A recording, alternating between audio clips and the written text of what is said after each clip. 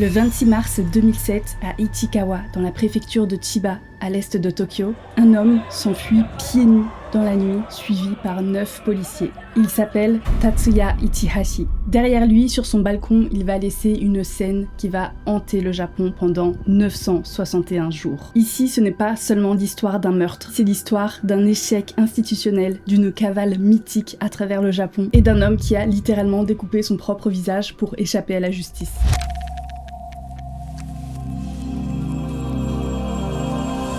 Bienvenue sur Yami Fanny. Alors avant de commencer, je tiens à me présenter rapidement. Je m'appelle Fanny, je suis diplômée en études japonaises à l'INALCO, ça fait 8 ans maintenant que je vis à Tokyo, où j'ai obtenu un master en sciences humaines et écrit un mémoire sur la criminalité au Japon. Bref, tout ça pour vous dire que je suis à l'aise avec la recherche sur ce genre de sujet qui me passionne. À travers cette chaîne YouTube, j'aimerais vous partager ce Japon-là qui se cache sous son apparente perfection. Donc si jamais c'est le genre de vidéo qui vous intéresse, surtout n'hésitez pas à vous abonner et à me donner de la force. Aujourd'hui, on va revenir sur l'affaire de Lindsay Hawker. C'est le portrait d'un rêve japonais brisé par un prédateur et d'une cavale qui va tenir en haleine le Japon tout entier pendant presque 3 ans.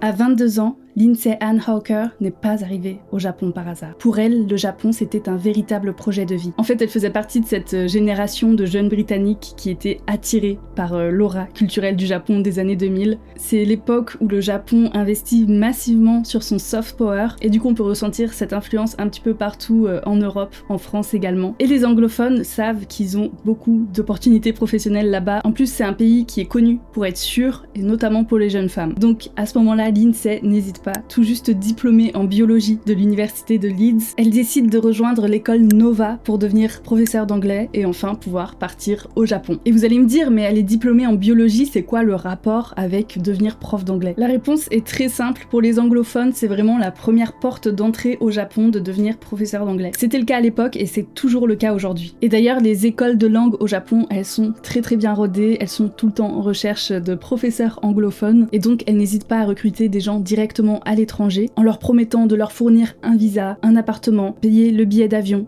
Et puis une fois sur place, ils donnent des cours à des élèves japonais tout simplement. Chez Nova, la particularité c'est qu'ils proposaient des cours très flexibles. En fait, c'était les élèves qui décidaient de quand ils voulaient prendre cours et donc c'était en tête à tête. C'était pas une classe avec plein d'élèves à l'intérieur. C'était surtout ce qu'on appelle du eikaiwa, donc des conversations en anglais. Et donc pour Lindsay, c'était le ticket idéal pour vivre son aventure à l'autre bout du monde, mais tout en restant dans une structure qui est quand même bien organisée et qui est sûre. Elle arrive donc au Japon en octobre 2006. Elle est assignée à l'école qui est près de la station de Koiwa et on lui attribue un appartement dans la ville qui est juste à côté qui s'appelle Ichikawa. Pour Lindsay, ça semble être le compromis idéal parce qu'elle est pas dans le centre de Tokyo, elle est quand même assez éloignée donc c'est calme. Il y a tout qui est moins cher là-bas aussi, mais elle peut quand même accéder au centre de Tokyo si elle a envie en train, c'est assez facile d'accès. Elle vit dans une petite résidence pour étrangers qui est gérée par Nova. Elle est avec 2 colocataires et donc voilà, elle se sent rassurée dans cette petite communauté. Ils vont faire leurs courses ensemble, le soir ils se rejoignent pour manger, ils discutent de leur journée, etc. Enfin voilà, ils vivent entre étrangers regroupés et ça c'est un cadre qui est assez rassurant. D'ailleurs plus tard, ces 2 colocataires diront d'elle que c'était une jeune fille qui était hyper lumineuse, qui était très sérieuse, qui faisait hyper attention de toujours bien respecter les règles au Japon et que c'était pas du tout le genre d'étrangère à partir faire la fête à Shibuya ou à Roppongi le soir. C'était une fille très sérieuse, elle était pas là pour s'amuser, elle était là pour construire son avenir professionnel avant tout. Bon, maintenant j'aimerais quand même vous donner un premier point alarmant concernant l'école Nova, c'est qu'elle demandait explicitement aux étudiants d'être super amicaux avec leurs clients. D'ailleurs je dis clients et pas élèves parce que en dehors des cours dans l'enceinte des écoles Nova, les professeurs avaient le droit également de prendre des cours particuliers en dehors de leurs heures de travail et surtout ils demandaient de ne jamais créer de malaise avec les étudiants. Vraiment pour Nova, le client est roi. Et c'est à cause en partie de ces directives que Lindsay ne va pas oser repousser l'homme qui malheureusement va devenir son assassin.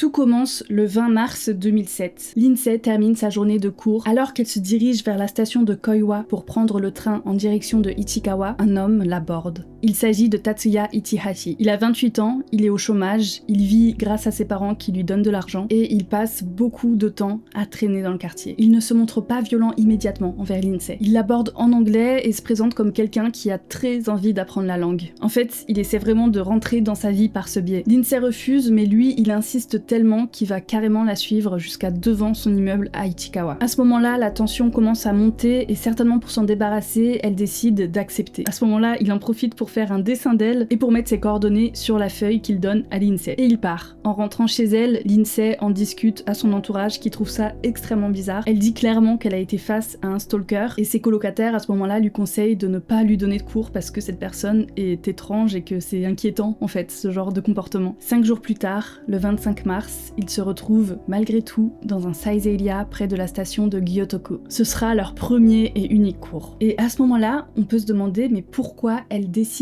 d'accepter de lui donner un cours alors qu'il a un profil qui fait peur. On suppose qu'il y a 2 raisons à ça. La première, potentiellement la pression financière. À Nova, les profs gagnaient un salaire moyen d'environ 250 000 yens. C'est suffisant pour vivre à Tokyo, mais c'est vrai que si on peut avoir un petit complément en plus de ça, c'est toujours bienvenu. Un cours privé, c'est entre 3 000 et 5 000 yens de l'heure, donc voilà, c'est toujours ça de prix. Et puis on pense aussi qu'il y a le professionnalisme. Comme on l'a dit précédemment, Nova poussait ses professeurs à être toujours sympathiques avec les potentiels clients, et donc c'est peut-être pour ça qu'elle a accepté. Aussi le fait qu'ils se retrouvent dans un Saizeiya, c'est un families, ça s'appelle, ça veut dire littéralement restaurant familial, et donc comme son nom l'indique, souvent à l'intérieur on va trouver des familles, enfin des couples, il y a vraiment beaucoup de passages, beaucoup de gens qui viennent dedans. En plus c'est vraiment pas cher, c'est 300 yens si vous voulez prendre des boissons à volonté, et il y a énormément de professeurs qui donnent des cours privés dans les families.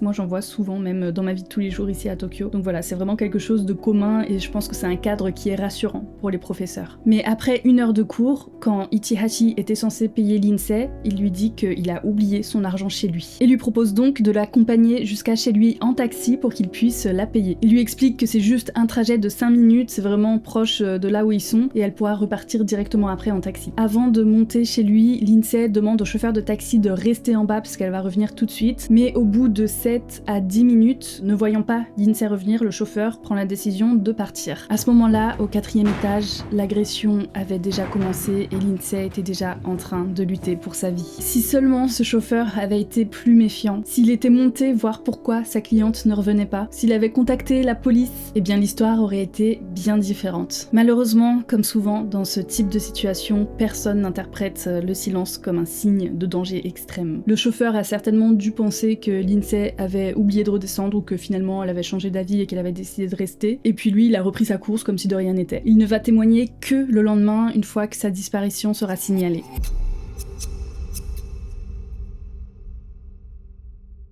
Bon, là, on va rentrer dans la partie la plus abominable de l'histoire parce que je vais vous raconter comment ça s'est passé de manière chronologique à l'intérieur de l'appartement. Encore une fois, là, on va parler de la vie d'une jeune femme qui a été brisée. C'est épouvantable, tout simplement. Je sais que certains détails en particulier peuvent être très choquants à entendre, donc si jamais vous êtes sensible à ce genre de sujet, n'hésitez pas à aller sur ce timecode-là. Il y a eu 16 heures de huis clos dans l'appartement 402 de l'immeuble Park Island de Ichikawa. Ichihashi parvient à la faire rentrer à l'intérieur et à peine la porte fermée, l'ambiance change complètement. Il va pas chercher son portefeuille, il l'agresse directement. Il va la ligoter avec des colliers de serrage de type Serflex ou Zip Ties pour la dominer et la séquestrer chez lui. Le rapport médico-légal est formel, Lindsay a été Lors du procès, Ichihashi a tenté de prétendre qu'il voulait juste gagner son affection et que ça a mal tourné. C'est une ligne de défense qui est complètement délirante et surtout ça montre son incapacité à voir la victime comme un être humain. L'autopsie révèle aussi des ecchymoses sur tout son corps, signe d'une lutte désespérée. Lindsay a essayé de se battre malgré les poings et les pieds liés, mais forcément la différence de force physique, la différence de gabarit a fait qu'une fuite était juste impossible pour elle. On suppose qu'elle est restée vivante et séquestrée la majeure partie de la nuit, et c'est pour ça qu'on utilise le terme 16h. Ça a été beaucoup utilisé par les médias japonais comme NTV et Asahi Shimbun, et c'est aux alentours du lundi matin que Ichihashi décide d'en finir. Selon le médecin légiste, la mort survient par asphyxie, par suffocation. Ichihashi a exercé une pression tellement forte sur son cou qu'il lui a brisé le cartilage thyroïde. Ça arrive quand on maintient une pression continue, brutale et surtout qui dure plusieurs minutes jusqu'à ce que le cœur s'arrête. Et l'horreur continue dans l'appartement. Après l'avoir assassiné, il procède à une phase de nettoyage extrêmement méthodique. D'abord, il va déplacer sa baignoire de la salle de bain à son balcon. Ensuite, il va lui raser tout le corps et même les cheveux. Il fait pas ça par hasard et vous allez comprendre pourquoi par la suite. Il sort de chez lui et se rend dans un home center, c'est un grand magasin de bricolage où il va acheter de la terre horticole, du sable et du compost pour environ 60 kg de matériel. Il rentre chez lui, place le corps dans la baignoire et le recouvre de tout ce mélange. Il va aussi y ajouter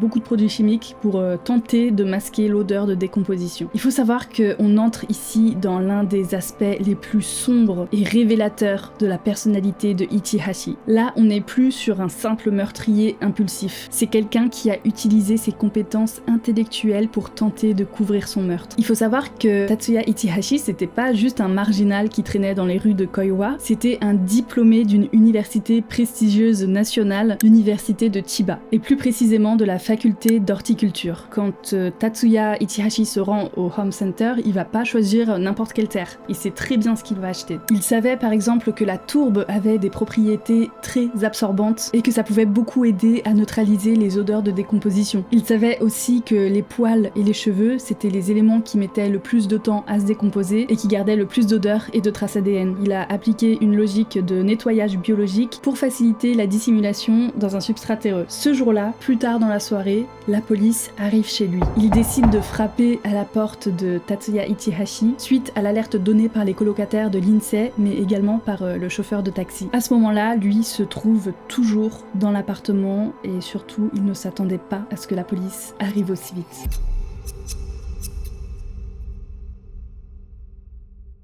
Ichihashi sort à la hâte, sans chaussures, il bouscule les policiers, saute par l'escalier de secours. Il parvient à s'enfoncer dans les ruelles de Gyotoko. Imaginez la scène, il fait 8 degrés, on est en mars, il y a un homme qui s'enfuit sans chaussures dans les rues pour échapper aux policiers. Et d'ailleurs, il va y arriver. Il sait qu'il doit pas se rendre dans les lieux publics où il y a des caméras, dans les stations de train, etc. Il va se cacher dans les chantiers, dans les parcs, là où il sait qu'il est à l'abri. Et ça, ce sera sa première victoire sur la police parce qu'il arrive à survivre la première nuit sans se faire attraper. Le lendemain, il va utiliser le réseau ferré extrêmement dense de la région de Tokyo pour pouvoir s'échapper le plus loin possible. Il sait que sa photo va être diffusée, mais il a une avance de quelques heures qui vont devenir plusieurs années. C'est ici qu'on découvre la détermination presque effrayante de Ichihashi. Lui, il sait très bien qu'avec sa photo qui est placardée de partout, son visage devient son plus grand ennemi. Ne pouvant pas aller à l'hôpital parce qu'il risquerait de s'y faire reconnaître, il va encore utiliser ses connaissances en biologie et surtout une tolérance à la douleur qui est hors du commun. Dans des toilettes publiques ou dans ses différentes chambres d'hôtel miteuses, il va pratiquer ce qu'on appelle de l'autochirurgie. D'abord, il va essayer de modifier son nez. Et pour ça, il va utiliser du fil de pêche, une aiguille et un cutter pour s'affiner les narines. Ensuite, il va aussi se modifier les lèvres. Il va découper une partie de sa lèvre inférieure au ciseau. Et ensuite, il y a tout ce qui est signe distinctif sur son visage, donc en l'occurrence ses grains de beauté qu'il va arracher lui-même avec un cutter. Et quand on regarde les photos de avant et après, vraiment c'est plus le même homme. C'est fou parce qu'il s'est littéralement charcuté le visage pour devenir quelqu'un d'autre. Il a effacé son identité d'avant pour fuir la justice. Pendant sa cavale, il va traverser le Japon du nord au sud et il va finir par s'installer dans le quartier de Nishinari à Osaka. Nishinari, c'est un quartier de travailleurs journaliers où c'est assez facile de trouver du travail sans forcément montrer sa carte d'identité. On y est payé en liquide à la fin de la journée, donc ça, pour Ichihashi, c'est parfait. Ce genre d'endroit, c'est vraiment l'angle mort de la démocratie japonaise parce qu'on ne peut identifier personne. Donc sous le nom de Inoue Kosuke, Ichihashi va devenir un ouvrier exemplaire. Là-bas, il travaille entre autres dans la démolition de bâtiments et il va vivre dans ce qu'on appelle des doyas. C'est des petites chambres vraiment minuscules de 3 tatamis. Plus tard, il sera décrit par ses employeurs comme un homme poli, discret, qui ne retirait jamais son masque chirurgical. On se demande pourquoi, mais en tout cas, c'était pas quelque chose de bizarre, c'était déjà commun à l'époque au Japon quand on souffrait d'allergies d'emporter. Et c'est vraiment ça qui l'a sauvé. En tout cas, à Nishinari, il arrive très bien à vivre et il est même économe. Il parvient à économiser près de 1 million de yens. On pourrait se dire qu'il va utiliser cet argent pour tenter de refaire sa vie, mais non. Lui, ce qu'il veut, c'est refaire une vraie chirurgie esthétique par un vrai docteur, parce qu'il en peut plus de son visage qui a été charcuté, qui part en lambeaux. Il en a marre, il veut enfin ressembler à quelque chose. Plus tard, quand la pression médiatique devient trop forte à Osaka et qu'une prime de 10 millions de yens est proposée à quiconque le retrouvera, il décide de s'enfuir encore plus au sud dans une île déserte d'Okinawa. Il finit par s'installer sur l'île de Ohajima et il vit comme un ermite dans un bunker abandonné. Il se nourrit de ce qu'il trouve, donc des crabes, des poissons, des serpents. Et d'ailleurs, sur place, on retrouvera des choses assez dérangeantes, notamment un livre Harry Potter en anglais. Apparemment, il passait ses journées à lire et je trouve que c'est une image quand même qui est assez forte. Le meurtrier d'une prof d'anglais qui passe ses journées à lire des livres en anglais pour pas devenir fou. Pendant ce temps, dans le reste du Japon, c'est l'une des traques les plus médiatisées du siècle. La police diffuse des posters de lui sous des apparences complètement différentes, des images de lui en femme, des images de lui qui a vieilli, des images de lui avec des accessoires comme des lunettes, un chapeau, etc. Ça a quand même créé un petit climat de méfiance parce que tout le monde se demandait ici c'était mon voisin qui était ce tueur. En tout cas, je trouve que cette cavale révèle quelque chose d'assez intéressant dans la société japonaise, c'est qu'il y a des angles morts en trouvant des travails précaires, en allant dans des zones qui sont moins visibles du pays, que ce soit des quartiers précaires comme Nishinari ou même sur des îles désertes comme l'île de Ohajima à Okinawa. Si quelqu'un a vraiment la détermination de disparaître, eh bien c'est possible.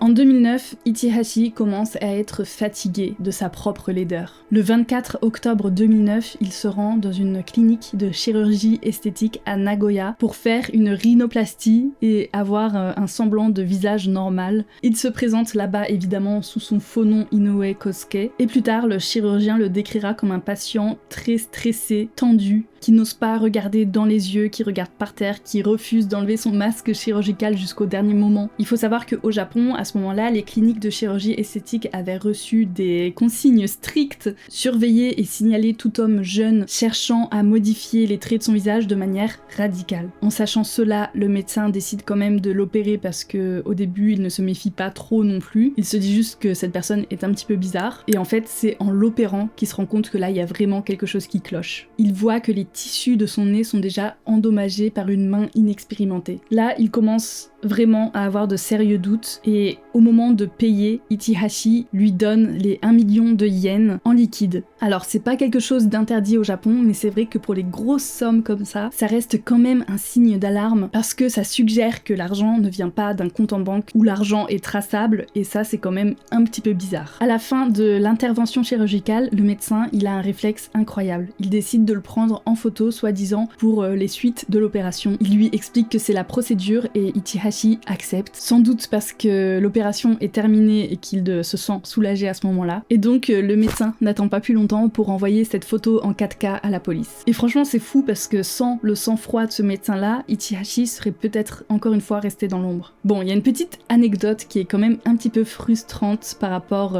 au médecin, c'est que quand il a contacté la police pour leur donner ces informations-là, ils ne l'ont pas pris au sérieux directement. En fait, il faut savoir qu'à ce moment-là, la police recevait des centaines de signalements par jour. Il a vraiment fallu qu'il insiste beaucoup et qu'il leur envoie la photo pour que là, ils se disent que ah oui, il y avait peut-être quelque chose en fait. Le 5 novembre 2009, la police diffuse la photo prise par le médecin. À ce moment-là, le Japon entier découvre un nouvel homme. L'étau se resserre et ses anciens collègues de Osaka le reconnaissent formellement. Sentant que la police est à ses trousses à Osaka, il tente sa dernière chance et décide de retourner sur son île déserte à Okinawa, son seul sanctuaire. Pour cela, il se rend au terminal de ferry de Nanko à Osaka. Il porte un chapeau, des lunettes et son éternel masque chirurgical, mais il y a un gros problème. La police a désormais des dizaines d'agents qui patrouillent en civil dans tous les ports port et aéroport du Sud. Vers 18h, alors qu'il attend pour embarquer, un policier s'approche. Il ne lui demande pas son billet, il lui demande directement son nom. Il lui pose la question fatidique. Est-ce que tu es Tatsuya Ichihashi? Après un long silence, l'homme qui a fui pendant 961 jours, qui a découpé son propre visage, qui a mangé des serpents pour survivre, lâche simplement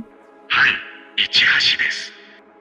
Il est épuisé, il ne résiste pas, et la traque la plus longue de l'histoire du Japon moderne s'arrête ici sur le béton froid d'un terminal de ferry à Osaka. Quelques heures après son arrestation, il est transféré en Shinkansen à Chiba. Puisque le crime a été commis à Ichikawa, c'est la police de la préfecture de Chiba qui en est compétente. Et à son arrivée sur le quai de la gare, il est accueilli par des dizaines de journalistes qui vont diffuser sa nouvelle apparence au public japonais. Il est directement amené à la maison d'arrêt de Chiba. C'est là qu'il sera interrogé pendant 10 jours par les procureurs. Et c'est là qu'il va passer toute la durée de l'instruction et de son procès.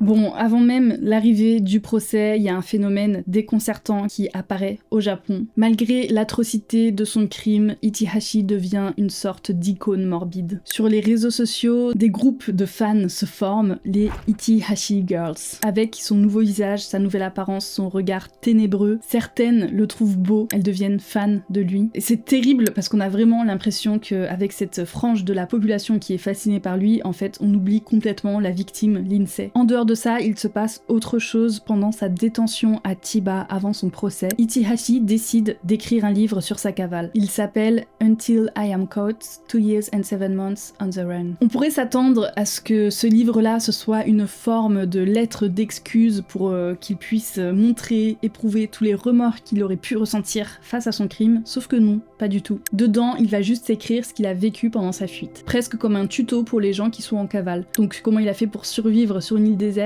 à Okinawa, comment il a fait pour manger des serpents, etc. Il parle beaucoup aussi de la douleur physique qu'il a ressentie quand il s'est découpé la lèvre, quand il a fait ses autochirurgies, et aussi la paranoïa constante qu'il éprouvait. Il a aussi écrit des choses terribles dans son livre, et franchement, j'imagine même pas la réaction de la famille qui a dû lire ça. Par exemple, il écrit « Je voulais juste qu'elle m'aime ». C'est d'une violence inouïe. Et le pire dans cette histoire, c'est que le livre a été un best-seller. Il s'est vendu à 100 000 exemplaires en quelques semaines seulement. Éthiquement parlant, c'est vraiment très discutable et évidemment, ça a créé une onde de choc jusqu'au Royaume-Uni. Et je trouve que ça pose quand même une question assez fondamentale. Est-ce qu'un criminel a le droit de s'enrichir grâce à son crime? Il faut savoir que contrairement aux États-Unis, le Japon n'a pas de législation stricte sur ce sujet. Ichihashi a proposé à la famille de Lindsay de leur verser ses royalties qui équivalaient à peu près à 100 000 €. Évidemment, ils ont refusé. Déjà parce que la publication même du livre, ça a été vécu pour eux comme une seconde agression. Et puis le père de Lindsay, Bill Hawker, a été d'une clarté absolue à ce moment-là. Il a dit que cet argent c'était le fruit de la souffrance de sa fille et donc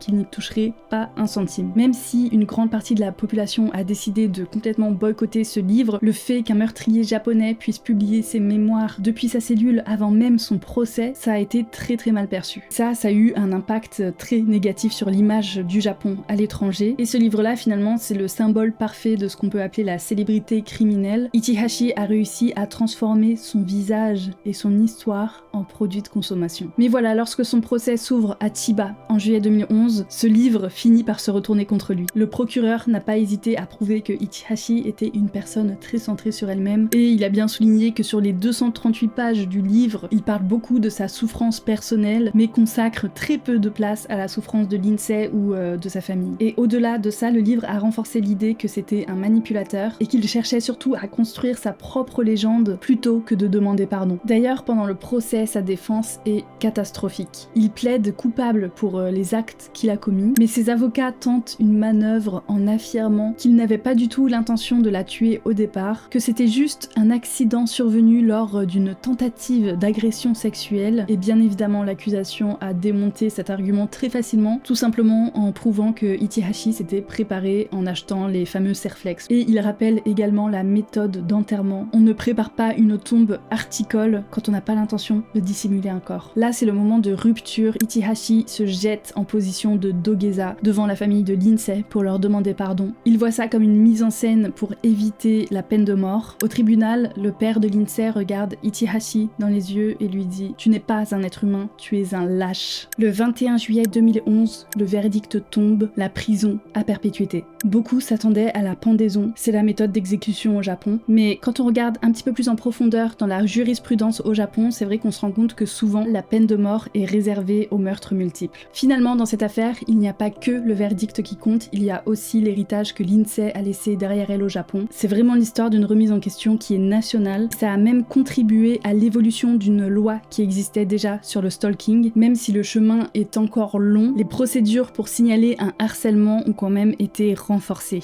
Il faut savoir qu'à l'époque, si un homme vous suivait sans vous toucher, la police n'intervenait pas forcément. Aujourd'hui, ce genre de comportement est quand même un petit peu plus pris au sérieux. Alors je sais qu'après avoir entendu cette histoire, il y a beaucoup de personnes qui vont se dire mais on nous a menti sur le Japon, finalement c'est pas aussi safe que ça comme pays. Mais j'aimerais vous rappeler quand même une chose qui est importante, ce genre d'affaires criminelles, on les retrouve partout dans le monde. Ce n'est pas quelque chose qui est propre à un pays ou à une nationalité. Malheureusement, c'est quelque chose qui fait partie de l'humain. Et ça veut pas pour autant dire que le Japon, c'est pas un pays qui est sûr. Et bien au contraire, ça reste un des pays les plus sûrs au monde sur plein d'indicateurs, avec un taux d'homicide qui est extrêmement bas quand on compare à l'international. Donc non, cette affaire ne prouve pas que le Japon n'est pas safe, mais elle prouve autre chose de manière beaucoup plus dérangeante. Même dans un pays très sûr, certains dangers peuvent être complètement sous-estimés, jusqu'au drame. Pendant longtemps, au Japon, on a vu le stalking comme quelque chose de gênant, de malaisant, de lourd, plutôt que comme un risque grave, potentiellement mortel même. Et malheureusement, le cas de Lindsay Hawker n'est pas isolé. Les affaires de stalking signalées à la police japonaise ont fortement augmenté depuis le début des années 2010 et restent encore aujourd'hui à un niveau très élevé. Mais attention, quand on voit les chiffres monter comme ça veut pas dire qu'aujourd'hui il y a plus de stalkers, ça veut surtout dire que maintenant le problème est mieux identifié et que les plaintes et les signalements sont beaucoup plus pris au sérieux qu'avant, au début dans les années 2000. Avant de refermer cette affaire, j'aimerais qu'on ait une pensée pour Lindsay Hawker, pour sa vie qui a été volée, mais également pour ses proches et sa famille qui portent encore cette douleur. Merci encore d'avoir regardé cette vidéo, prenez soin de vous et on se retrouve très vite sur Yami Fanny. Bye bye!